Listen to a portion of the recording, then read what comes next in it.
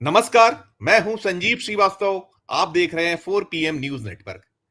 प्रधानमंत्री नरेंद्र मोदी और केंद्रीय गृह मंत्री अमित शाह ने महाराष्ट्र में मध्य प्रदेश दोहरा दिया है। आज जिस तरीके से एकनाथ शिंदे, जो कल तक उनके समर्थक पूरी ताकत लगाए हुए थे कि जो मुख्यमंत्री का पद है पुनः एकनाथ शिंदे साहब को मिलना चाहिए, और क्या क्या कुछ नहीं चल रहा था महाराष्ट्र में लगातार। वहां ये कहा गया था एकनाथ है तो सेफ है, जो प्रधानमंत्री नारा लगा रहे थे कि एक है तो सेफ है, तो वो कुछ नारा लगा था और तमाम चल रहा था। हर प्रकार का जो कुछ हो सकता था उसमें, चाहे वो मराठा वाला एंगल हो या और भी जितना जो था सब चल रहा था। लेकिन जो मोदी शाह की जो शैली है, उपयोग करो और थ्रो कर दो, कुछ वैसे ही हालात। अभी तो ठीक है कि नहीं टूटेगी वहां कोई, ये जो युति है उसमें अभी तो चलना है, क्योंकि सबकी अपनी अपनी राजनीतिक मजबूरियां हैं, बहुत सारी लाचारियां हैं। और साथ साथ अगर आप कहीं कुछ इधर उधर होते हो तो निश्चित तौर पर वो जो हथियार हैं, बहुत पैने हथियार, उसमें ईडी, सीबीआई और साथ साथ इनकम टैक्स, बहुत बहुत कुछ, तो वो सब कुछ है। तो आज कहीं, जैसा मैंने कहा कि महाराष्ट्र से जो सूरत निकली है, जो तस्वीर बनी है, वो यही है कि फिलहाल तो वहां मध्य प्रदेश दोहराने वाली स्थिति नजर आई है। अजीत पवार तो पहले ही सरेंडर थे और अब खुद होकर एकनाथ शिंदे ने सरेंडर कर दिया है और उन्हें कह दिया है कि जो भारतीय जनता पार्टी चाहेगी हम उसमें खुश हैं, तैयार हैं। मैं तो वैसे भी मुख्यमंत्री पद की दौड़ में था ही नहीं, और जो पहले 2.5 साल में रह चुका हूं, और उन्हें जैसे मध्य प्रदेश में हुआ था कि नंबर गेम में जिस तरीके से भारतीय जनता पार्टी निकल कर आई थी, और शुरुआत तो थोड़ा पहले से ही दिख रही थी, लेकिन जिस तरीके से नंबर मिला था मध्य प्रदेश में भारतीय जनता पार्टी को, तो शिवराज सिंह चौहान जो मुख्यमंत्री पद की उम्मीद आस लगाए बैठे थे, उन्हें बिल्कुल एक तरफ पटक दिया गया था, एक तरफ कर दिया गया था, और बाद में मोहन यादव मुख्यमंत्री हो गए थे। हालांकि जो महाराष्ट्र में है तस्वीर, उस तस्वीर में बहुत साफ हो रहा है कि वहां देवेंद्र फडणवीस की लॉटरी खुल रही है। लेकिन फिर भी, जैसा कि मोदी शाह की एक शैली रही है चौंकाने वाली, तो जब तक फैसला ना हो जाए तब तक उसमें इफ एंड बट तो जारी रहता है। लेकिन निकला यही है, क्योंकि ध्यान होगा प्रधानमंत्री जी ने जब ये महाराष्ट्र की जीत का जश्न दिल्ली में मना था, तब कहा था कि जो हमारे मित्र देवेंद्र फडणवीस, तमाम उनके शान में कसीदे काढ़े थे। तो यही तो राष्ट्रीय स्वयंसेवक संघ चाहता था। और बहुत सारी बातें अलग अलग निकल कर आती हैं कि क्या कुछ इसके बाद होगा, क्या संभावनाएं बनेंगी, कैसी राजनीति जो है करवट लेगी। और अभी जिस तरीके का रुख रवैया मोदी शाह का है, तो वो ये साफ करता नजर आ रहा है। क्योंकि नंबर गेम, जैसे हम बार बार कहते हैं कि बहुत बहुत ऐसे नंबर है कि जिसमें कहीं कोई तकलीफ आनी नहीं। 133 का नंबर भारतीय जनता पार्टी के अपने पास है। कुछ जो 9 ऐसे लोग हैं जो कहीं दूसरे दलों में भी रहे हैं, तो भारतीय जनता पार्टी के पुराने साथी थे, नंबर होता है 142। और 5 और नंबर ऐसे हैं जो बिल्कुल आसानी से भारतीय जनता पार्टी के खेमे में आना, यानी कि जो 288 का वहां का फिगर है, उसमें 144 का करिश्मी आंकड़ा वैसे ही हो रहा है। तो अब ये जो स्थितियां हैं, इनमें कितना बार्गेनिंग अब एकनाथ शिंदे कर पाएंगे, अजीत पवार क्या कर पाएंगे, बहुत सारे सवाल हैं।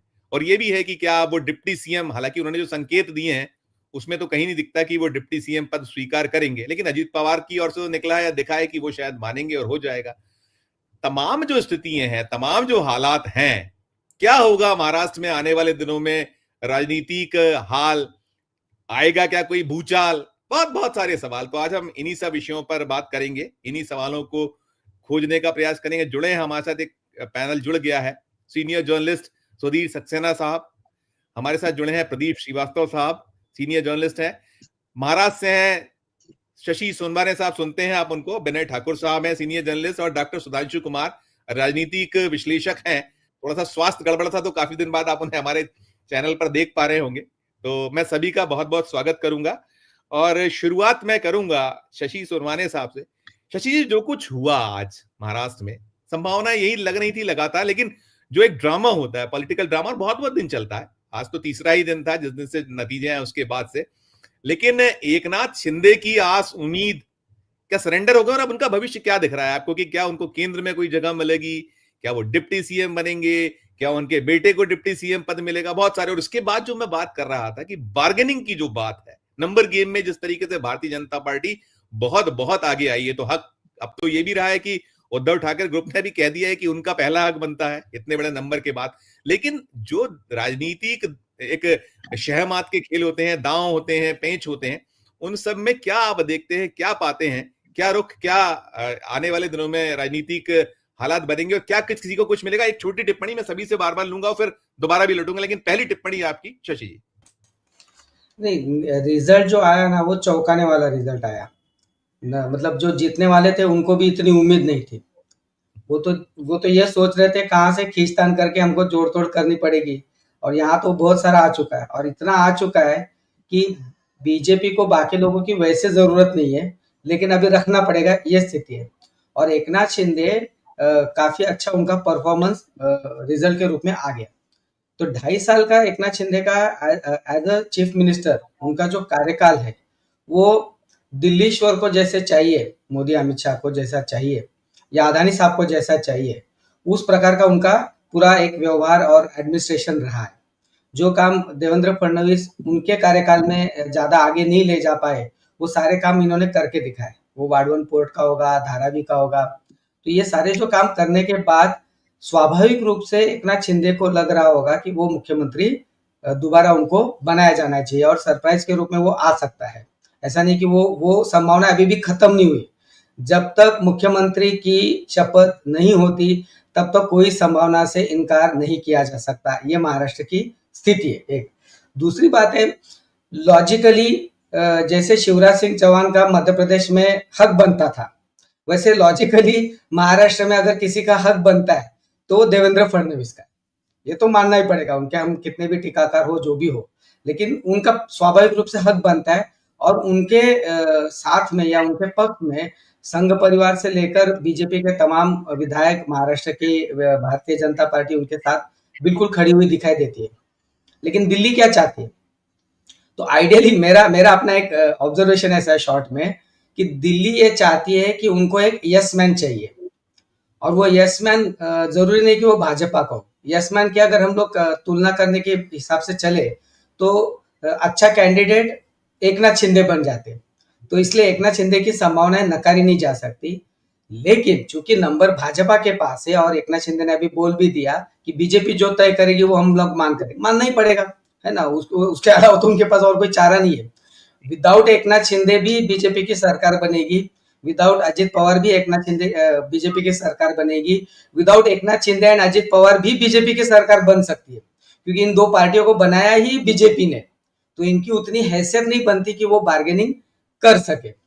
पोस्ट अगर मान लो सीएम और कोई बन जाता है तो महाराष्ट्र की परंपरा ऐसी रही है कि मुख्यमंत्री जो रहता है वो जरूरी नहीं कि कैबिनेट में न हो। तो कांग्रेस अलायंस की सरकार में भी हमने देखा और बीजेपी अलायंस की सरकार में भी हमने देखा है। तो देवेंद्र फडणवीस अगर 5 साल मुख्यमंत्री रहकर डेप्यूटी सीएम बन सकते, तो एकनाथ शिंदे क्यों नहीं बनेंगे? ऐसा जरूरी नहीं कि उनके बेटे को ही देना पड़ेगा या उनको थोड़ा पीछे रहना पड़ेगा, कोई जरूरी नहीं। महाराष्ट्र में सत्ता कारण जो है, सत्ता की राजनीति से कोई भी दूर रहना नहीं चाहता। तो सत्ता के मंत्री पद जो होता है वो तो जरूर रखेंगे, और कुछ मलाईदार जो खाते हैं डिपार्टमेंट से वो तो अपने पास रखेंगे। जैसे अगर फाइनेंस अजित पवार के पास रहेगा तो अर्बन यूडी जैसा डिपार्टमेंट है वो एकनाथ शिंदे अपने पास रखने की कोशिश करेंगे अगर सीएम पद नहीं मिला तो ये सारी संभावना है। देखते हैं आगे क्या होता है जी। सभी की निगाह गृह विभाग पे, उसमें एकनाथ शिंदे का दल भी शामिल है और उसमें जान बसी है। खुद जो यदि फडणवीस होते हैं, यदि उन्हें बना दिया जाता है कहीं, तो वहां उनकी भी जान उसी में बसती है। सब चीजें बहुत पेचीदा हैं। मतलब आने वाला जो वक्त है शायद बहुत दिलचस्पी होगा और बहुत उठापटक भरा होगा, मुझे ऐसा लगता है ना। बिल्कुल। मैं चलूंगा सुधीर सक्सेना साहब के पास। सुधीर भाई, मैं जो ये कह रहा था कि मध्य प्रदेश दोहरा दिया गया हमारा, अभी आधा है। अभी जैसे शशि जी कह रहे थे कि अभी संभावनाएं समाप्त नहीं हुई, और ये लोग जो चौंकाने वाले जो फैसले दिया करते हैं, जो इनका तरीका है राजनीति करने का, अमित शाह और मोदी जी का, तो इन सब के बीच और ये एक चीज और निकली है। जैसा आपको ध्यान होगा कि जब लाचार दिखे थे शिवराज सिंह चौहान, तो उन्होंने कहा था कि मेरे पास सबसे बड़ा तमगा भाई होना है, जो मुझे एक ये मिला। और आज वो जब प्रकट हुए थे एकनाथ शिंदे साहब, तो उन्होंने भी वही कहा कि लाड़का भाई हो गया हूं मैं 2.5 साल में। इतना प्यार, इतना स्नेह, 1.25 करोड़ बहनों ने राखी बांधी, तमाम उनके दल की ओर से, नेताओं की ओर से आ रहा है। तो ये सब क्या हम ऐसे कह सकते हैं? फिलहाल में तो संतरा बताकर और खटुआ पकड़ा दिया गया है, अभी ऐसी स्थिति बन गई है क्योंकि नंबर गेम में आप पिछड़ गए। क्या कहेंगे आप सुदीप सर? धन्यवाद संजीव जी। देखिए, अब लोग महाराष्ट्र के नतीजों को अप्रत्याशित कह रहे हैं। मेरी दृष्टि में ये नतीजे अप्रत्याशित नहीं बल्कि अविश्वसनीय हैं। अविश्वसनीय इस नाते हैं कि किसी भी सर्वेक्षण में, किसी भी एग्जिट पोल में, किसी भी ओपिनियन पोल में और किसी भी अखबार या चैनल की राय में महाराष्ट्र के नतीजे इस तरह आने की भारतीय जनता संभावना पार्टी नहीं की क्या गई थी। सुधीर सर, भारतीय जनता पार्टी जी, राष्ट्रीय जनसंघ के लोग भी नहीं मानते या ना कहते थे इतने नंबरों की बात, जी, वो लोग नहीं वही वही मैं कह रहा हूँ। ये कल देखिए, कल अप्रत्याशित। जी, जी हाँ, अप्रत्याशित नतीजे तो 75 साल में अनेक राज्यों में बार बार आते रहे हैं। ये नतीजे पूर्णतः अविश्वसनीय हैं, लेकिन ये अविश्वसनीय नतीजों का सिलसिला महाराष्ट्र से शुरू नहीं हुआ है। आप छत्तीसगढ़ के नतीजों पे गौर करें, आप हरियाणा के नतीजों पे गौर करें, आप मध्य प्रदेश के नतीजों पे गौर करें। क्या किसी भी जगह पर भारतीय जनता। सुधीर सर क्षमा, जी, हम लोग इस पे तो बहुत चर्चा आप। लगा हम करते रहे, ये बिल्कुल फैक्ट है कि हाँ, अब होगी, हाँ, बिल्कुल हो गया। अब तो बहुत इसके बहुत आगे हो गया, बहुत पानी बह गया। अभी जो ताजा हाँ, तस्वीर हम देख रहे हैं, जो लेकिन बन रही है, हाँ, अगर मैं जी, हम आपने जो कहा कि ज्यादा जी, जवाब मैं वहीं आ रहा हूँ। हाँ, जो मध्य प्रदेश को दोहराने की बात की, तो मुझे लगता है कि मध्य प्रदेश नहीं दोहराया जाएगा। मध्य प्रदेश में अनेक दावेदार थे, लेकिन डॉक्टर मोहन यादव को यहाँ पर मुख्यमंत्री बनाया गया। छत्तीसगढ़ में बिल्कुल नए चेहरे को, विष्णु साय को बनाया गया। हाँ, सुधीर सर आदर्श लेकिन है क्या? क्या एक इनको जो देवेंद्र फडणवीस ही हो जाएंगे, ये हम संभावनाएं बहुत ज्यादा है, तो वहां वो तो नहीं होगा, अधूरा आधा दृश्य है अभी। लेकिन बाद मुझे में जो स्थिति है, जो कष्ट आने हैं मुझे नहीं लग हाँ, मुझे नहीं लगता है कि महाराष्ट्र में किसी नए चेहरे पर दांव लगाया जाएगा, कोई नया चेहरा मुख्यमंत्री बनेगा।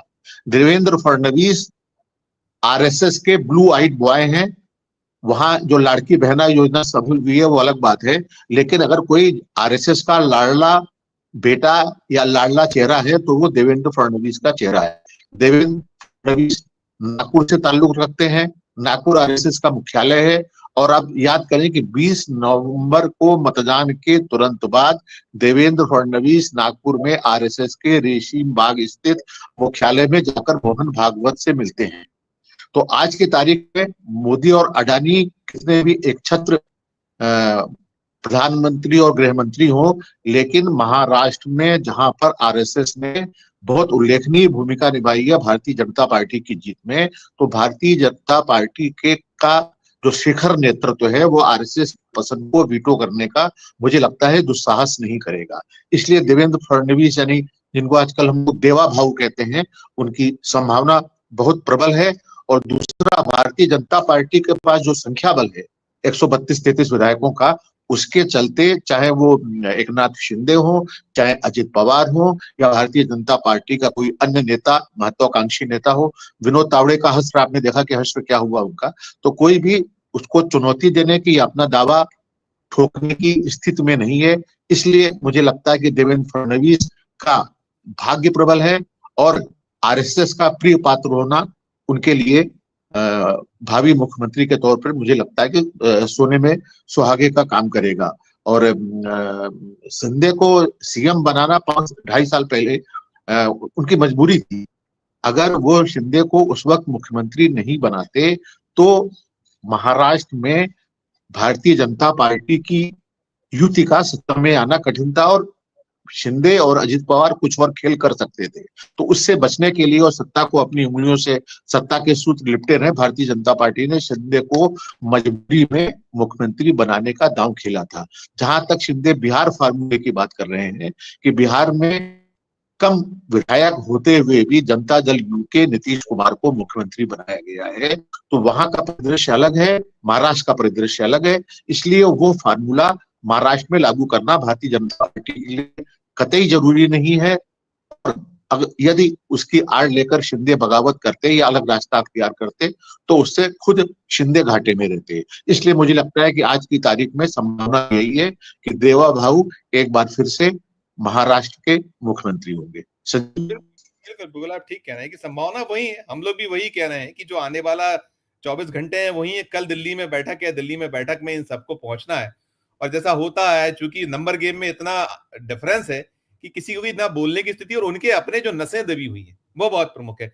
प्रदीप सर, जो जी भाषा हम देख रहे हैं, भाषा हमने देखी आज एकनाथ शिंदे साहब की, वो जो कहेंगे एनडीए के मुखिया वो हम लोग के मुखिया हैं, अमित शाह साहब और प्रधानमंत्री जी, तामीली होगी, अमल होगा, ये बड़ा गौर करने वाले, तामीली और अमल जैसे शब्द। और यही शिंदे अभी कुछ दिन पहले तक, जब तक उनके हाथ में स्टीयरिंग था, तो तब तक की भाषा। और ये क्या है, लगता है आपको कि बहुत ज्यादा एक ऐसे दबाव या ऐसी स्थिति में है कि ना निगलने की स्थिति, ना उगलने की, अभी जो जो कुछ होना है चुपचाप इसको सहना है, समझना है। और मुझे लगता है शायद इस पे भी आप टिप्पणी करिएगा कि बहुत बार्गेनिंग हम नहीं कर पाएंगे शायद।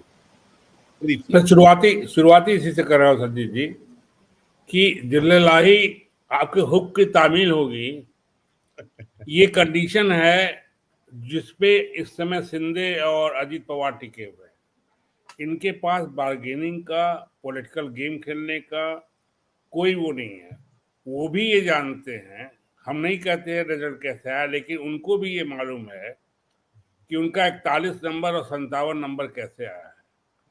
वो जनता के इतने असंतोष, इतने आक्रोश के बावजूद उनको जो 57 और 41 सीट मिली है, अजीत पवार की 5 सीटें भी नहीं जोड़ी जा रही थी, तो ये 41 सीटें उनको खुदाई मदद से मिली है।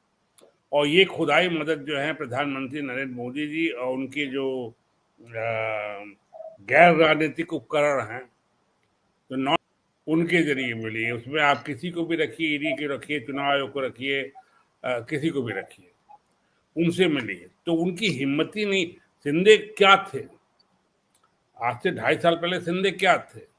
अजीत पवार तो मान लीजिए एक कद भी था, लेकिन तो भी एक छाया थे, एक छाया के बरगद के नीचे थे वो। तो इन लोग का अपना अलग अस्तित्व भी, ऐसे जुझारू लड़ाकू नेता नहीं रहते हैं कि जिनसे आप ये उम्मीद करें कि वो। और दूसरे जो फिगर्स आए हैं, अगर 132-33 की जगह अगर 110 भी फिगर रहता बीजेपी का, तो ये हिम्मत नहीं करते, इसलिए कि इनको मालूम है कि तुरंत जो है इनके 3/4 1/4 विधायक निकल के बीजेपी के पास चले जाएंगे।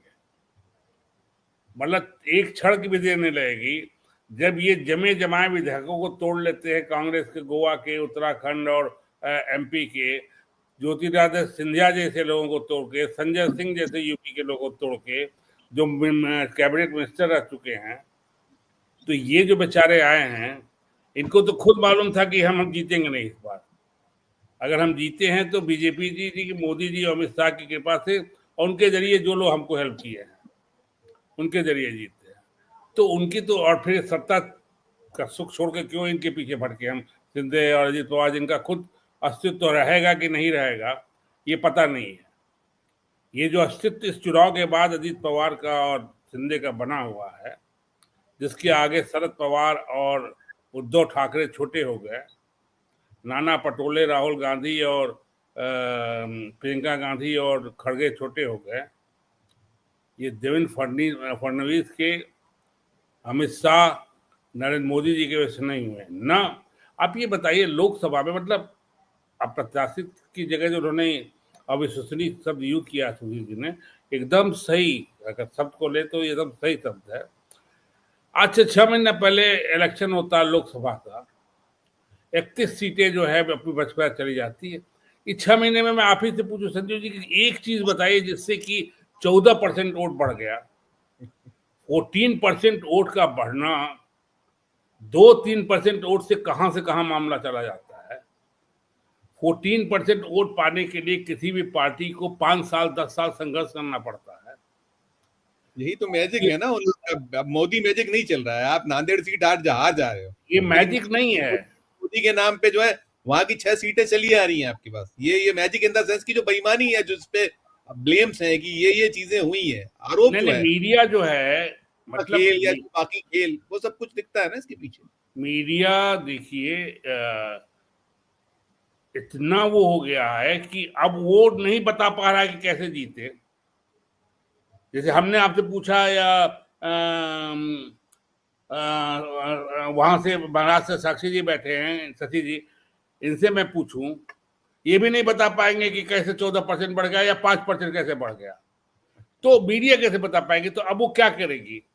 वो मोदी मैजिक, जमीनी समीकरण, स्ट्रेटेजी अमित शाह की चुनाव कोर्ट में है प्रदीप सर, कोर्ट में मोदी मैजिक। मैंने तो कहा ना कि बड़ा अजीब सा नतीजा है कि नांदेड़ आप हारते हैं उपचुनाव लोकसभा का, और वहीं 6 सीटें आप जीत जाते हैं विधानसभा की, और कैसे कि वहां 1,59,000 वोट उसी 6 बूथों पर आपको मिल रहे हैं जहां आप हार रहे हो लोकसभा का चुनाव लाख वोट से। 1,59,000 खाते में आ रहे हैं वहीं के। कैसी बातें हैं? ये भी नहीं कि 1, 2 सीट 3 सीट कांग्रेस पा जाए, आधा आधा हो जाए। जहां आपके 10,000 वोट पड़े हैं, मतलब बदले हैं, मत में जो नया वो बना उसमें ऐड किया आपने 10,000, वहां उसी 10,000 वोट से आप जीते हैं। यस, मतलब देखिए बहुत सारे खेल, उसको वो कौन सा शब्द होता है कि मतलब मिरेकिल एक बार होता है, एक जगह होता है, 2 बार होता है, 2 जगह होता है। पूरे मिरेकिल पर रिजल्ट थोड़ा आ जाता है इस तरह कि हर विधानसभा में इस तरह का मिरेकिल। शरद पवार और कांग्रेस जैसे दिग्गज जो हैं वो 50-60 सीट पे टिक गए, और ये 132 सीट नहीं जैसे आप कह रहे हैं, 9 इनके सपोर्ट बढ़े, इनके बीजेपी के लोग थे। ये तो जिस दिन चाहे उस दिन मेजॉरिटी, जिस दिन चाहे उस दिन की मेजॉरिटी बन जाए। 45,000 शशि सर सही करेंगे मुझको, अगर वो जोड़े कि 133 9 उनके जो पुराने लोग जो अलग अलग जगह से लड़ते हैं, जो बागी या किसी तरीके से 5 और मिला के 147 का आंकड़ा होता है। बहुत कंफर्ट है उनके पास, सबको समेट लाएंगे। अरे वो जिस दिन चाहेंगे संजीव जी, जिस दिन चाहेंगे वो 3/4 तोड़ लेंगे। जी जी, जिस दिन चाहेंगे वो 3/4 बड़े खुशी से बाजे गाजे के साथ जाएंगे। जब हमने बताया ना, जब दिक्कत चले गए, वो ईडी के बल पे नहीं, वो इसी पे चले जाएंगे कि वो जीते कैसे हैं। इसलिए इस समय मैं कोई नहीं मानता हूँ, फिर आपके वही से खत्म करता हूँ कि बार्गेनिंग पावर तो कोई नहीं है, और उनको पता है शिंदे को भी, उनको भी, कि वो भी चले जाएंगे धरातल पे।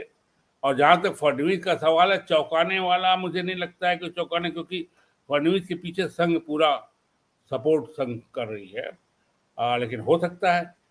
इसलिए अजीत इतना नहीं आगे जाएंगे, क्या नाम है, अमित शाह नहीं चाहते होंगे, वही वो चाहते होंगे उनका कोई टूल्स आए, लेकिन मुश्किल है, महाराष्ट्र में मुश्किल है। अच्छा, फिर फडणवीस अडानी का जहां तक मामला है, फडणवीस ने पूरा साथ दिया उनका। मतलब अडानी के फेवरेट बुक में हैं ये फडणवीस।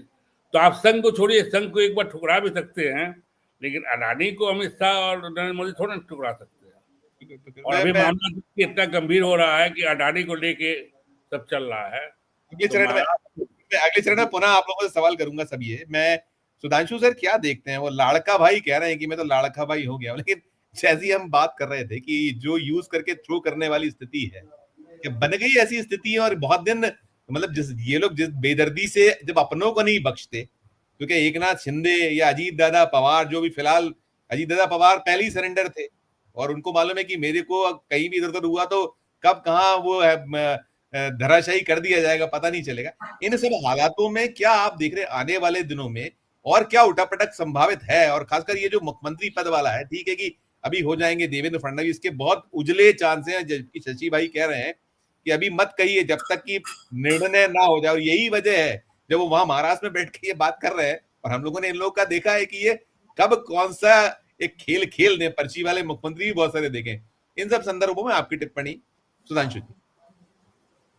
संजय जी, तो 1 मिनट लूंगा, आपके सवाल से थोड़ा अलग बोलूंगा, उसके बाद उस पर आऊंगा। देखिए, ये जो रिजल्ट है उसमें एक मैसेज बहुत क्लियर है, और वो ये मैसेज है कि प्रधानमंत्री नरेंद्र मोदी को रिजाइन कर देना चाहिए। अब आप बोलेंगे कैसे रिजाइन कर देना चाहिए? आपने अभी नांदेड़ की चर्चा की, जब आंधी चली है बीजेपी की, उसमें भी जनता करे कि नहीं, बीजेपी की आंधी तो चल रही है, लेकिन वो आंधी चल रही है विधानसभा के, लोकसभा के लिए नहीं चल रही है। इसका मतलब नरेंद्र मोदी के लिए नहीं चल रही है, तो नरेंद्र मोदी मस्ट रिजाइन। अभी 6 महीने पहले महाराष्ट्र की जनता ने कहा कि भाई नरेंद्र मोदी हम उस लायक नहीं है कि वो प्रधानमंत्री बन सके। आप झारखंड चले जाइए, झारखंड का रिजल्ट भी वही कह रहा है कि नरेंद्र मोदी को रिजाइन कर देना चाहिए, क्योंकि वहां पर लोकसभा में भी वही रिजल्ट। जो उत्तर प्रदेश में भी भाई, अगर इनके सारे रिजल्ट को मान लिए तो वहां भी 7 से भाई उत्तर प्रदेश ने बिल्कुल खारिज कर दिया था, और विधानसभा में उसने फिर से 7 सीट जिता दी योगी आदित्यनाथ के लिए। तो इसका मतलब एक मैसेज तो क्लियर है ना भाई, आरएसएस को भी ये बात समझनी चाहिए। एक चीज छोड़ गए, आपकी आवाज नहीं आ रही जी। एक चीज छोड़ गए आप, एक चीज छोड़ गए। मध्य प्रदेश में तो एक मंत्री हार गए उनके, और शिवराज सिंह चौहान मैं वाली वही सीट आ रहा था बहुत मुश्किल से निकली, वो कठिनाई से निकली, जी। और ये आरोप लगा कि बहुत जम के वहां बेईमानी हुई तो जीत पाई, आरोप लगाया था कांग्रेस ने। बोलिए आप। हम्म। तो पहला चीज तो ये मुझे कहना था कि भाई इसका मतलब अगर इन्हीं के हिसाब से सारे रिजल्ट हो रहे हैं, सारी चीजें हो रही है, उसमें भी एक संदेश है, तो उस संदेश को कम से कम नरेंद्र मोदी एंड टीम और आरएसएस समझ ले कि भाई मोदी से देश नाराज है, उसको हटा ले, प्राइम मिनिस्टर दूसरा बना ले। ये तो मैसेज दे ही रहा है ये इलेक्शन। अब आते हैं जो सवाल आज का डिस्कशन है। देखिए एक चीज बहुत स्पष्ट है, इसमें कहीं कोई डाउट नहीं है, आज के दिन में अजीत पवार और शिंदे साहब की भूमिका नगण्य हो गई अब महाराष्ट्र के हिसाब से। तो अब वो कोई बहुत डिफरेंस पैदा करने की स्थिति में है, वो है नहीं। आप मुझे बताइए, मैं कुछ एक अलग सी बात कह रहा हूं, 20 सीट उद्धव ठाकरे के पास है। जो सिचुएशन क्रिएट हुआ है, एक शार्प पॉलिटिशियन और थोड़ा शातिर पॉलिटिशियन उद्धव ठाकरे, तो उद्धव ठाकरे चले जाएंगे वहां कि भाई मेरी 20 ले लो लेकिन इन दोनों को साइड कर दो। एज ए पॉलिटिकल मैच्योरिटी में तो ये आता है कि भाई अगर उन दोनों को कमजोर करना है और उद्धव ठाकरे को राइज करना है तो जा सकते हैं कि भैया मेरी मेरी और ये 20 जाते हैं, उनकी सरकार बन जाती है, 130 है 20-50, जरूरत कहाँ है किसी की। मैं एक अतिरिक्त बात कह रहा हूँ, लेकिन क्या इसकी संभावना नहीं है? क्या इसकी भी संभावना है? तो ये क्या शिंदे नहीं समझ रहे होंगे या क्या अजीत पवार नहीं समझ रहे होंगे? दोनों लोग समझ रहे हैं, हम आप सारे लोग यहाँ बैठकर समझ रहे हैं 130 सीट। और मुझे तो लगता है कि इनकी कोशिश तो बीजेपी की ये थी कि 144 क्रॉस कर जाए, पर शायद लगता है कि थोड़ा नहीं मैनेज हो पाया, और सीट के मतलब इलेक्शन लड़ने के क्रम में भी जितनी सीटें चाहिए थी उसमें थोड़ी झगड़े लड़ाई इन्होंने, उसमें चूंकि ये कॉन्फिडेंस रहा होगा शिंदे और अजीत पवार को कि नहीं हम भी ताकतवर ग्रुप हैं और हमें भी इतनी सीटें मिलनी चाहिए। लेकिन अगर जो जो शुरुआती दौर में बीजेपी ने अटेम्प्ट लिया था, अगर वो हो गया होता तो शायद पूरी बहुमत ले जाते। भाई इतना बढ़िया स्ट्राइक रेट अगर किसी दल का हो, और सबसे बड़ी बात यह है कि भाई हम सब लोगों को, इनफैक्ट जितने लोग यहाँ बैठे हैं और पूरे भारत के जितने पत्रकार और सो कॉल्ड हमारे जैसे जो पॉलिटिकल एनालिस्ट हैं, उनको तो भाई स्टडी करना पड़ेगा कि भाई बिल्कुल जो मतलब ऐसे रिजल्ट्स आते हैं जिसका हम लोग बिल्कुल आकलन नहीं कर पाते, हम लोग पूरी तरह से फेल है, पूरे भारत की मीडिया फेल है, जो लोग जमीन पर घूम घूम कर आते हैं वो सारे फेल है और रिजल्ट कुछ और आता है। तो एक चीज तो क्लियर है कि बीजेपी का चीफ मिनिस्टर होगा।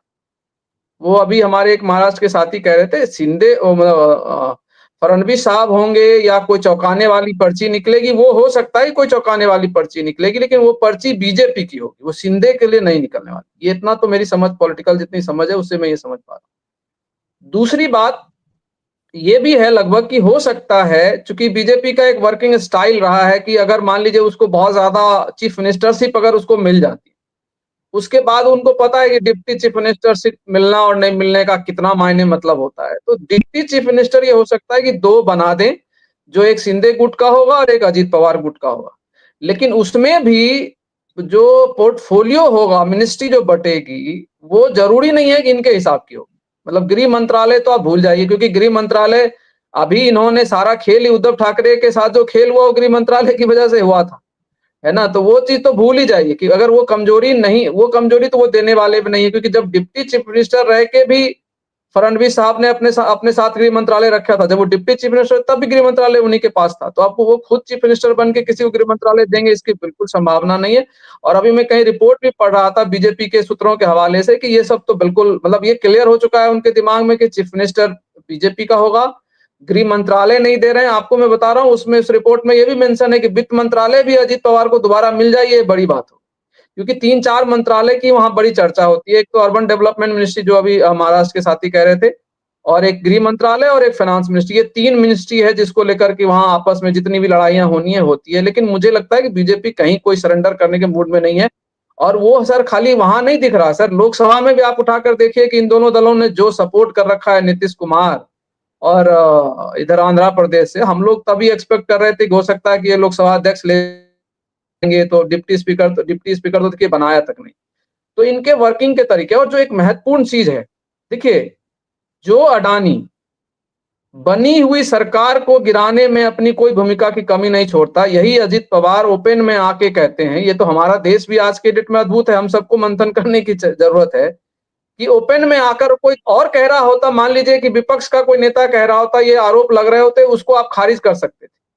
लेकिन एक व्यक्ति जो इनके साथ खड़ा है और अभी भी साथ खड़ा रहेगा चुनाव के बाद भी, अजीत पवार, वो कह रहा है कि भाई सरकार गिराने के लिए, भाई सरकार गिराने की मीटिंग हो रही थी ना भाई, तो उस मीटिंग में अडानी साहब क्या कर रहे थे, क्या भूमिका है, उसने कौन सी नई पार्टी बना ली, या फिर बीजेपी का नया प्रेसिडेंट हो सकता है, हो गया होगा अडानी आज के दिन, तभी तो बैठा होगा ना वो। हो सकता है भारतीय जनता पार्टी का नया प्रेसिडेंट या प्रॉक्सी प्रेसिडेंट अडानी बन गया है आज के दिन, तो शायद इसलिए वो बैठा है वहां पर डील करने के लिए, सारी डीलिंग में।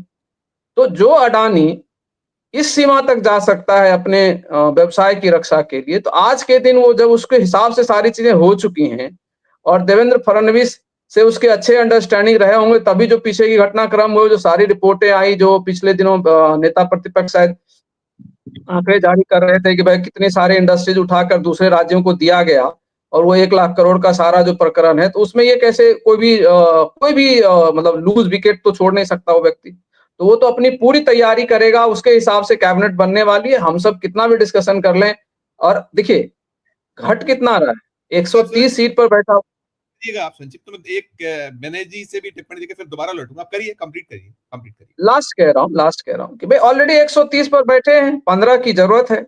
ये लोग थोड़ा भी दाएं बाएं होंगे तो अभी एक सीनियर साथी कह ही रहे थे कि भाई वो तोड़ना क्या है, पूरी पार्टी उठा के ले जा सकते हैं, उसमें करना क्या है। ईडी सीबीआई सारी चीजें बैठी हैं, और सबको पता है कि अजीत पवार ने क्या, जब डील होती है पूरे देश ने सब कुछ देखा हुआ है, नई तो कुछ चीज होनी नहीं है, तो वो सारी चीजें की जाएंगी। तो ये एकदम स्पष्टता से लास्ट जो मैं कह रहा हूँ, बीजेपी की का मुख्यमंत्री होगा, वो फडणवीस होंगे या ये अमित शाह, और 3 लोगों का देखना है, 3 लोगों के गुड बुक में अगर अमित शाह, आरएसएस और नरेंद्र मोदी के गुड बुक में जो व्यक्ति होगा दोनों के कॉम्बिनेशन से, वो व्यक्ति बीजेपी का चीफ मिनिस्टर वहां पर होगा। जी बिल्कुल, वो तो लगभग तय है कि बीजेपी का होगा। लेकिन शशि भाई ने कहा था कि तो उनके चूंकि महाराष्ट्र से आते हैं और बहुत सारा आपका दीर्घ अनुभव है, और आप वहां कुछ ना कुछ नब्ज को सब टटोलते, कुछ भी ये फैसले करते हैं, कुछ भी नतीजे देते, तो जब तक ना हो जाए उससे सहमति जरूर जताऊंगा शशि भाई से कि जब तक नाम, और शायद वो उन्होंने एक चीज और कही कि शपथ न ले तब तक आप वो ना करिएगा। हालांकि नाम के बाद अब बहुत तकलीफ नहीं आएगी, लेकिन नाम की घोषणा तक तो सस्पेंस तमाम बना रहेगा। विनय सर, जो हम देख रहे थे 2-3 दिन से जो कुछ चल रहा था, वहां एकनाथ शिंदे जैसे फड़फड़ा रहे थे, और जो उन्होंने पूरा श्रेय लिया 2.5 साल में, अभी शशि भाई जरूर उस पर और मोहर लगाएंगे कि जो कुछ किया उन्होंने किया 2.5 साल में। जैसे मोदी जी कहते हैं कि 2014 के पहले देश में कुछ नहीं हुआ था, उसके पहले उसी के बाद सब कुछ हुआ है, सब कुछ वही कर पाए हैं। ऐसे ही यहाँ रोल था, और वो ये भी आया था अभी निकल के, वो जो लाड़की बहिना, उसका पूरा उन्होंने श्रेय लिया। जैसे मध्य प्रदेश में शिवराज सिंह चौहान तो लॉन्च करने वाले थे, उसी को कॉपी किया गया था वहां ये चल रहा था कि ये जो मराठा मुख्यमंत्री, फिर वो एकनाथ हैं तो सेफ हैं, फिर तीसरी चीज बिहार पैटर्न, सब फेल हो गए। जिस तरीके से उनके आके दिखी लाचारी दिखी, और अब ये भी था कि क्या वो केंद्र जाएंगे, जैसे शिवराज सिंह चौहान को केंद्र ले गए, डिप्टी सीएम पद स्वीकार, बहुत सारे सवाल हैं। आप क्या देखते, क्या आपका एज ए विश्लेषक इन सब पर क्या आपकी राय होगी कि क्या उनके लिए क्या सम्मान के लायक क्या होगा और क्या केंद्र देगी, क्या लगता है आपको? सब पर आपकी टिप्पणी विनय सर।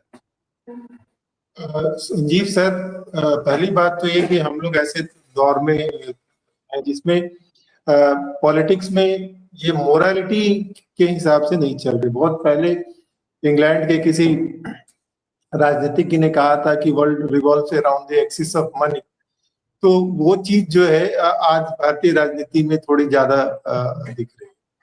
यहाँ जो खींचतान चल रही है उसमें तय ये करेगा कि भाजपा ने और राष्ट्रीय स्वयंसेवक संघ ने अपना आगे का जो रास्ता है, जो पॉलिटिक्स जो है, वो क्या तय कर रखा है।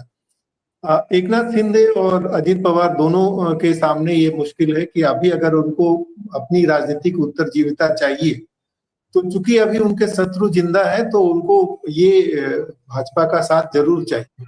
और भाजपा के साथ ये है कि भाजपा अभी बिल्कुल ही ये लूज स्थिति नहीं देगी कि उद्धव ठाकरे जिंदा हो पाए या शिवसेना जिंदा हो पाए। अभी वो शिवसेना को और कमजोर करना चाहेगी, और अजीत पवार उनके लिए उतनी मुश्किल नहीं है, क्योंकि ये मराठा वाला जो ये है, ये इसमें कांग्रेस बहुत ग्राउंड कवर कर रही है। और अंदर खाने जो उनमें बातचीत चली होगी कि उसके हिसाब से एक मराठा पॉलिटिक्स को कुछ प्रॉब्लम है शायद, है ना, कुछ समस्या है, मुझे लगता है दिक्कत है, शायद कुछ दिक्कत नहीं। तो ये कोशिश की होगी कि मराठा पॉलिटिक्स लौट करके आए। तो अभी हाल के दिनों में हम लोगों ने देखा है कि भाजपा की जो शैली रही है राजनीति की, वो उन्होंने हमेशा डोमिनेंट कास्ट पॉलिटिक्स को तोड़ने की कोशिश की, चाहे वो हरियाणा हो चाहे और कहीं भी हो। वो डोमिनेंट कास्ट के एगेंस्ट में वो जो छोटी छोटी जातियां हैं उनको जोड़ करके वो करती है। तो इसीलिए अभी वो इस बात पर टिकी रहेगी कि कोई मराठा मुख्यमंत्री नहीं बनाना पड़े उसको, और इसका दबाव वो दूसरी जो चॉइसेस है उस पर उसका कितना पड़ता है। और ये एकनाथ शिंदे भी नहीं चाहेंगे कि उनके पैरेलल में कोई दूसरा मराठा खड़ा हो पाए। अब जैसे बात चल रही थी कि सरप्राइजेस की, तो बीजेपी और आरएसएस के पास में, क्योंकि जिस ढंग से उनकी राजनीतिक शैली है उसमें उनके लिए उनका पॉलिटिकल प्रोग्राम इंपॉर्टेंट है, उनके लिए उनका कोई व्यक्ति इंपॉर्टेंट नहीं है। अगर वो देवेंद्र फडणवीस को मुख्यमंत्री से उप मुख्यमंत्री बना सकते हैं तो वो इसीलिए क्योंकि उनके लिए वो जो गेम जो है जो स्टेक पे लगा हुआ वो बड़ा है। और महाराष्ट्र राज्य जो है वैसे भी इकोनॉमी के हिसाब से और पॉलिटी के हिसाब से भी बीजेपी के लिए बहुत अहम है। महाराष्ट्र आर्थिक रूप से सबसे प्रमुख आर्थिक राजधानी है। वहां पे एक मुंबई में जिसकी चलती है वो पूरा ग्राउंड कवर कर लेता है फिनेंशियल रिसोर्सेज के हिसाब से। तो बाकी जो उन्होंने जो बाकी साथियों ने कहा कि बीजेपी बाकी जगहों में जो मुख्यमंत्री, स्पीकर, गृह मंत्री और फिनांस, इन चीजों को तो निश्चित तौर पे अपने पास रखेगी, क्योंकि वो जो जैसे हम लोग परियों वाली कहानी में पढ़ते हैं कि जो राक्षस की जान तोते में है, तो वो तोते में है। अगर जिसके पास गृह मंत्री गया तो हम देखते हैं कि वो 40 साल पुराना मामला भी जिंदा हो जाता है। तो ये महाराष्ट्र की जो कास्ट इक्वेशन है और जो पॉलिटिकल डेमोग्राफी है उसमें भाजपा अपने आगे की राजनीति क्या देखती है वो इम्पोर्टेंट है। और जैसा सुधीर भाई ने कहा कि उनके पास ये रास्ता खुला है कि उद्धव के स्टिक का इस्तेमाल करके वो एकनाथ शिंदे को काबू में रखे। बिल्कुल बिल्कुल नहीं, आप ठीक कह रहे हैं। देखिए बहुत अभी तो जो आने वाला जो दिन है कुछ बहुत दिलचस्प से होंगे, और ये फैक्ट है कि उनका नंबर गेम में तो दिल भरता नहीं। वो कितना तोड़फोड़, एक उनका जो है कि जड़ से खत्म कर दो, हमारे सामने कोई नहीं होगा। उस पहलवान को आप इस योगी नहीं छोड़ोगे कि वो पुनः वो खड़े होकर आपसे लड़ने की, अगर वो पाला बदले तो आपसे लड़ पाए। ये स्थिति भारतीय जनता पार्टी करती, इसलिए मैंने कहा यूज एंड थ्रो की बात। मैं पूछूंगा शशि भाई से। शशि सर, ये जो आने वाले संजीव सर, एक चीज मैं सिर्फ अंत में जोड़ देता हूँ। अभी भाजपा की जो लगातार रणनीति है उसमें ये कि कोई क्षेत्रीय दल भले मजबूत हो जाए पर कांग्रेस ना मजबूत हो। हाँ, ये भी है, ये भी है। ये उनकी एक मुस्त नीति है, हर जगह वो इसको कर रहे हैं। जी जी, इसीलिए कुछ समझौते कर लेते हैं। बिल्कुल ठीक कह रहे हैं आप। क्षेत्रीय दलों को काबू करना उसके लिए आसान है। बिल्कुल ठीक कह रहे हैं। कांग्रेस उसके लिए सबसे ज्यादा कंटक है, बड़ा कांटा है, वो ठीक कह रहे हैं आप। शशि, ये जो अभी आने वाला जो वक्त है, जो है मुंबई महानगर पालिका के चुनाव है, फिर स्थानीय सरकारों के चुनाव है, बहुत सारे चुनाव है। अब ऐसे में क्या होगा? अभी तो आप कुछ गम खा जाइएगा कि आपने जितना भी, आपको इस वक्त कोई आपके पास विकल्प नहीं है, रास्ता नहीं है, चाहे वो एकनाथ शिंदे हो और चाहे वो अजीत पवार हो, उनका दल हो। बहुत सारे लोगों की बहुत सारी राजनीतिक मजबूरी है और बाकी तो है ही है जिन मजबूरी की हम बात करें। तो ऐसे में जो शैली है भारतीय जनता पार्टी की, यूज करो, थ्रो करो या खत्म करो, तो वो क्या देखते हैं? वो उस जो दोनों मोर्चे हैं उन पे क्या संघर्ष दिखता है? अभी पहले तो संघर्ष हमको साफ दिख रहा है कि अभी जब मुख्यमंत्री हो जाएंगे तो उसके बाद मंत्री बनने को लेकर एक आपस में द्वंद्व होगा, फिर उसके बाद पद हथियाने की कौन सा अच्छा महकमा मिल जाए उसको लेकर होगा। लेकिन इसके बाद भी कुछ है, तो इन पर भी आप थोड़ी टिप्पणी करिए। और बाकी जो आप क्या देख पा रहे हैं कि जो कैबिनेट को लेकर क्या संघर्ष संभावित है, क्या पद विभागों को लेकर संभावनाएं दिख रही है, आपकी टिप्पणी शशि भाई। संजीव जी, कैसे ना मुख्यमंत्री कौन बनेगा ये जो हम चर्चा कर रहे हैं, उसके पहले ये जो सरकार बन रही है, इस सरकार को अपनी वैधता साबित करनी पड़ेगी। बात जी समझा? रिजल्ट आ गया है लेकिन महाराष्ट्र में ये रिजल्ट हजम नहीं हो रहा है। और जिस दिन रिजल्ट आया था उस दिन से मैं बोल रहा हूँ, और महाराष्ट्र में जहां भी परिस्थितियां दिख रही है उसमें कोई भी इस रिजल्ट को स्वीकार नहीं कर रहा। तो ये अविश्वसनीय वाला जो है ना, ये अविश्वसनीय तक सीमित नहीं रहेगा। अब इस रिजल्ट के खिलाफ बहुत बड़ा घमासान होने वाला है, क्योंकि सिर्फ राजनीतिक दलों के अपने हित संबंध का सवाल नहीं है। नीचे लोगों ने जिस तरह से वोटिंग डाली है, वोटर्स भी परेशान है। है ना। तो इसका कहीं ना कहीं एक कलेक्टिव अपसर्ज आने वाले दिनों में हो सकता है और पूरी संभावना है। महाराष्ट्र में इतना जल्दी ये सारी चीजें हजम नहीं होती, तो बीजेपी को दिक्कत वो भी हो सकती है। नहीं तो आइडियली 23 तारीख को रिजल्ट आ गया, 26 तारीख को पूरा कार्यकाल खत्म हो रहा है, आपके पास फुल प्रूफ मेजोरिटी है, 3/4 मेजोरिटी, कोई यहाँ के वहां जाने वाला नहीं है। और ये बीजेपी का अलायंस जो है वो महाराष्ट्र अन्य राज्यों में जिस तरह का अलायंस होता है वैसा अलायंस नहीं है महायुति का। ये महायुति का अलायंस बहुत अलग है। फेविकॉल का मजबूत जोड़ है फिलहाल, ऐसा माने। नहीं, सिर्फ फेविकॉल नहीं, उसमें सिर्फ फेविकॉल नहीं है। वो कहते हैं ना Hyundai मोटर्स और किया मोटर्स जैसा है कि अपनी ब्रांड अलग है लेकिन मालिकाना हक बीजेपी के पास है। टेक्निकली शिवसेना एकनाथ शिंदे है, टेक्निकली अजित पवार की राष्ट्रवादी कांग्रेस है, लेकिन दोनों का मालिकाना हक बीजेपी के पास है और बीजेपी का मालिकाना हक अदानी साहब के पास है, स्पष्ट बोलूं तो, है ना। तो वो तय करेंगे क्या होना है, ठीक है। तो उसमें मुख्यमंत्री को तय करना उतना बड़ा मसला नहीं है मेरे ख्याल से, है ना। फिर भी मसला है, क्यों? क्योंकि इस सरकार को जो भी स्थापन करेंगे उसको अपनी लेजिटिमेसी स्थापित करने में बहुत एनर्जी लगानी पड़ेगी, ये हजम होने वाला नहीं है। एक दूसरा जो आपने जो मुद्दा रखा उसको भी देखना पड़ रहा है, क्योंकि इसके तुरंत बाद जो चुनाव बीजेपी ने अब तक रोक के रखे थे स्थानीय स्वराज्य संस्था के, सिर्फ मुंबई महानगर पालिका नहीं, हमारे यहाँ की वसई विरार महानगर पालिका है, फिर आपकी ठाणे है, फिर कल्याण डोंबिवली है, मतलब MMR रीजन में जितने भी महानगर पालिकाएं है और महाराष्ट्र में जितने भी बड़े शहर है, क्योंकि महाराष्ट्र सबसे अर्बन राज्य है ना, तो यहाँ पे जितनी म्युनिसिपल कॉर्पोरेशन है वो कैश रिच है, तो खासकर मुंबई। तो ऐसी कहा जाता है शशि भाई की बहुत सारे सूबे हैं जिनके बजट से बहुत ज्यादा ऊपर बजट केवल अकेले मुंबई महानगर पालिका का है, जिसपे सबकी निगाह रहती है। तो टेक्निकली अगर मान लो एकनाथ शिंदे को मुख्यमंत्री बना लेते तो मुंबई महानगर पालिका एकनाथ शिंदे का ज्यादा उसमें प्रभाव आ सकता है, ये भी सोच होती है।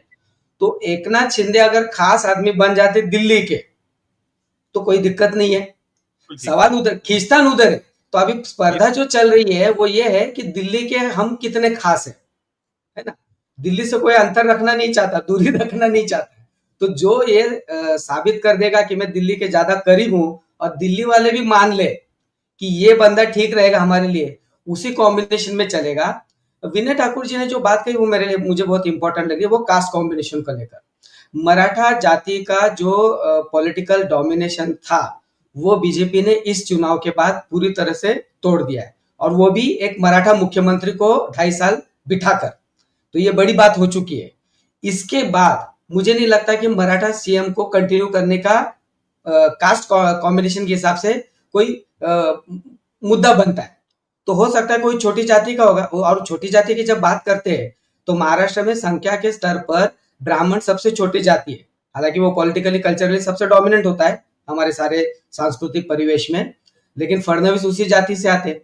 तो देवेंद्र फडणवीस ओबीसी के नेता के रूप में देवाभाऊ बन के अपने नेतृत्व स्थापित करके आगे अगर आ भी रहे, फिर भी वो एक छोटी जाति से आते संख्या के स्तर पर, और संघ की विचारधारा का जो ब्राह्मणवाद है उसके करीब वाला मामला बन जाता है। तो मैं एक चीज पूछना चाहता हूँ, ये जो है देवेंद्र फडणवीस, उनका दावा ज्यादा बनता है। सॉरी प्रदीप सवाल पूछ रहे हैं। हाँ, मैं एक चीज पूछना चाहता हूँ, छोटी जात का वक्त उस समय रहता है पॉलिटिकल उसमें जबकि उनकी संख्या ज्यादा होती है। वोटर मतदाताओं के समीकरण, सामाजिक समीकरण जो होते हैं इंजीनियरिंग, वो वोटर की संख्या देख के होती है। कर्नाटक और महाराष्ट्र में ब्राह्मण बहुत कम है, तो ब्राह्मण को वो करके दूसरे कास्ट को नाराज करने का, मराठा या और छोटी जातियों को नाराज करने का रिस्क लेगी बीजेपी, ये मैं आपसे पूछना चाहता हूँ। 5 साल इन्होंने रिस्क लिया मराठा डोमिनेशन को, मतलब देवेंद्र फडणवीस 5 साल सीएम थे। दिक्कत क्या है कि माइनस मराठा बाकी की जो ओबीसी जातियां है उनमें से कोई भी एक बड़ा प्रमुख नेतृत्व पिछले 10 साल में उभरा नहीं है। जो थे उनको बीजेपी ने खत्म कर दिया। अगर महाराष्ट्र में मान लो एकनाथ खड़से बीजेपी में रहते है ना, या तावड़े का जो कांड हो गया वो तावड़े उस तरह से नहीं ये हो जाते, तो ओबीसी के बाकी के जो नेता है धनगर समाज के होंगे, माली समाज से होंगे, जो माधव फॉर्मूला बीजेपी का ओरिजिनल था माली धनगर वंजारी वाला, तो गोपीनाथ मुंडे जैसे कद्दावर नेता बीजेपी के भीतर हुआ करते थे, वो अगर उस टाइप के नेता कंटिन्यू करते तो आज शायद देवेंद्र फडणवीस का इतना महत्व नहीं रहता ब्राह्मण जाति का होने का। इसलिए अभी 10 साल में हुआ क्या है, 10 साल में दिल्ली ने और देवेंद्र फडणवीस ने महाराष्ट्र बीजेपी के भीतर के पूरे ओबीसी नेताओं को उन्होंने खत्म कर दिया। तो ओबीसी नेता नेतृत्व नहीं होने के कारण एक वैक्यूम है, और आपको मराठा डोमिनेशन भी खत्म करना है कास्ट कॉम्बिनेशन के हिसाब से। तो ऐसी स्थिति में स्वाभाविक रूप से हिंदुत्व के बड़े प्लैंक पर देवेंद्र फडणवीस अपने आप को प्रेजेंट करते हुए उन सबके एक नेता के रूप में स्थापित हो जाते हैं। वो यही खेल किया जा रहा है। वो एक्सेप्ट कितना किया जाता है वो अलग सवाल है, लेकिन खेल तो यही किया जाता है। जी बिल्कुल बिल्कुल। मैं सुधीर दा आपसे लेकर सभी से पूछूंगा कि क्या ये भी एक बड़ी मजबूरी है, जैसे संघ चाहता है कि ये मुख्यमंत्री पद मिल जाए देवेंद्र फडणवीस को, बहुत निकला उसमें, और साथ साथ उनका नाम राष्ट्रीय अध्यक्ष पद के भी लिए चलता रहा है सुधीर सर, कि वो भी एक ऐसा छुपा रुस्तम हो सकते हैं जिनको राष्ट्रीय अध्यक्ष बनाया जा सकता है। तो क्या ऐसा भी हम मान सकते हैं कि वो, जैसे अमित शाह नहीं चाहते, निकल कर जो आया कि देवेंद्र फडणवीस, और उनकी इक्वेशंस बहुत अच्छी नहीं है, बार बार निकलता था, शायद शशि भाई ने पहले भी बताया भी, और हम लोग लगातार करते हैं और शायद उसको तस्दीक करेंगे वो, यदि कोई गलत मैं बोल रहा हूं। तो ऐसे में कि आप महाराज दे दो और राष्ट्रीय अध्यक्ष पद जैसा उस पर रिस्क ना लिया जाए, ऐसा कुछ भी कहीं कुछ संभावना देखते हैं कि इसी वजह से भी उनकी लॉटरी खुलने की संभावना है बहुत ज्यादा, या साफ ही है लगभग कि हो जाना है, हो रहा है ये सब? सभी की टिप्पणी मैं इस पे चाहूंगा, सुदीप सर आप। जी जी, धन्यवाद संजीव जी। देखिए, अभी शशि भाई ने बहुत बातें की तो बहुत रहती हैं, और के नतीजे चुनाव के नतीजे नहीं है बल्कि चुनाव आयोग के नतीजे हैं। और जिस तरह से देवेंद्र फडणवीस के बारे में हम लोग बात कर रहे हैं, तो ये तय है कि देवेंद्र फडणवीस आरएसएस की पहली पसंद है और वो लंबी रेस के घोड़े हैं। अगरचे किन्हीं कारणों से वो अभी मुख्यमंत्री नहीं बनते हैं या कुछ दिनों बाद मुख्यमंत्री पद से हटाए जाते हैं, तो भी उनके लिए कोई ना कोई ऐसा महत्वपूर्ण विभाग तलाशा जाएगा जहां पर उनको बैठाया जा सके, उनका महत्व बना रहे। अब एक वनस्पति शास्त्र में एक उपरिजीवी होता है, पैरासाइट होता है, तो अमरबेल होता है। तो भारतीय जनता पार्टी पहले अमरबेल थी, उसको शिंदे की, उसको पवार की जरूरत थी, लेकिन अब शिंदे को की या पवार की जरूरत भारतीय जनता पार्टी को नहीं रह गई है। अब शिंदे और पवार की मजबूरी है कि वो भारतीय जनता पार्टी का कंधा थामे रहे ताकि उनका वजूद बचा रहे। तो इसलिए ये लोग कहीं नहीं जाएंगे, कोई चूल चपड़ नहीं करेंगे, और आरएसएस की अवहेलना आज की तारीख में मोदी और शाह नहीं करेंगे। जैसा कि कहा हमारे पूर्व वक्ताओं ने, आरएसएस, मोदी और शाह तीनों का त्रिकोण नहीं, बल्कि इसमें जोड़िए अडानी, मोदी, शाह और आरएसएस जिसके नाम पर सहमत होंगे उसी के हाथों में महाराष्ट्र की बागडोर रहेगी। अडानी की सीधी अभिरुचि महाराष्ट्र में है।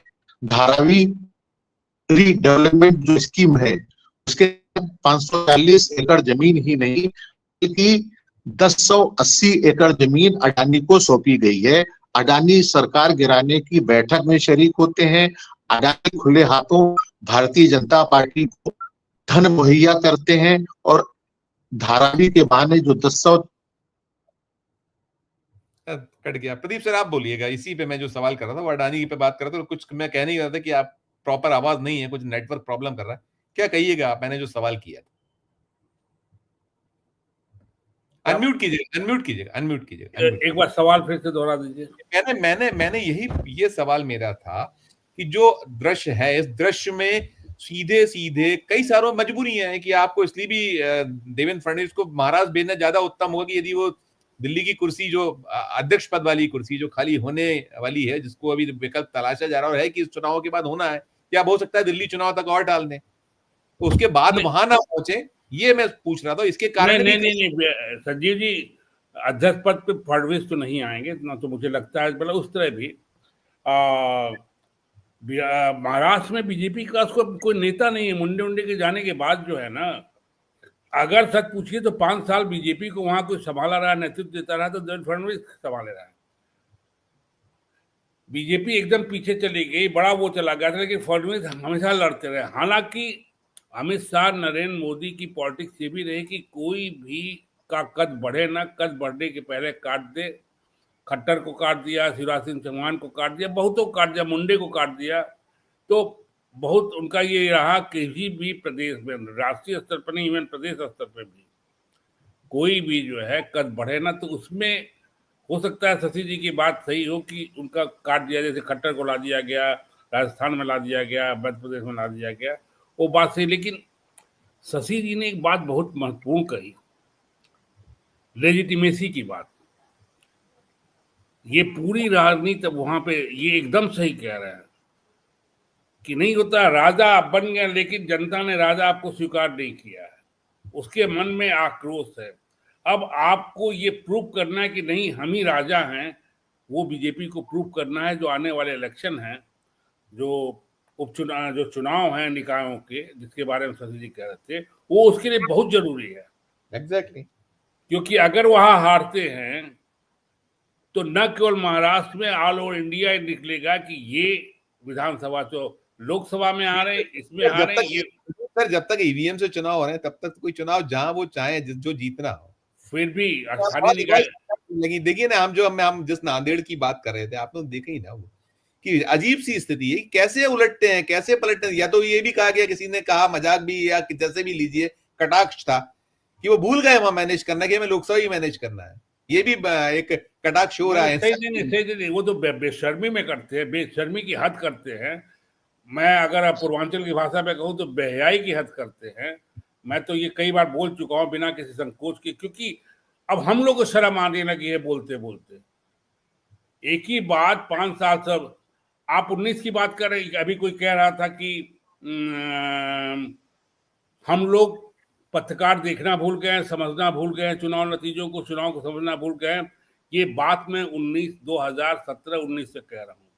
17 में विधानसभा चुनाव में उत्तर प्रदेश के पहली बार मुझे फील हुआ। मैं 25 साल से कम 25-30 साल में 5-7 लोकसभा और बिहार, यूपी, राजस्थान, एमपी की विधानसभा कवर कर चुका हूं। और जो रिजल्ट निकला तो मैं सन्न रह गया कि मैं जनता को नहीं समझ पाया, मैं हवा को नहीं समझ पाया, मैं इशू को समझ नहीं पाया। यहां तक कि जिस कॉन्स्टिट्यूंसी में 60% मुसलमान थे, वहां भी बीजेपी जीत गई थी।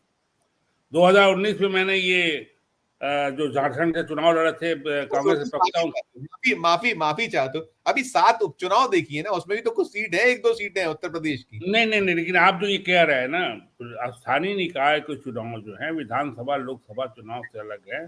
उनका वहां हर जगह ईवीएम मैनेज करना भी तो आसान थोड़ा होता है, कैसे मैनेज हो जाए। हर जगह मैनेज करना कठिन है। इसलिए रियली ये बहुत बड़ा क्वेश्चन है, जिसे शशि ने इशारा किया कि सरकार का जो लेजिटिमेसी है वो चारों तरफ से हल्ला हो रहा है। वो तो महाराष्ट्र का देख रहे हैं, लेकिन मैं उनको बता रहा हूँ हिंदुस्तान के हर कोने में हल्ला हो रहा है कि हरियाणा की तरह कैसे ये महाराज जीत गया। क्योंकि दिल्ली में, उत्तर प्रदेश में भी लोग जो गणना कर रहे थे, आप लोग की रिपोर्टिंग से और लोगों से वही गणना कर रहे थे कि महाराष्ट्र में बीजेपी की हालत खराब है। लेकिन एकदम उल्टा हो गया, कांग्रेस और इनकी हालत तो एकदम पंचर हो गई।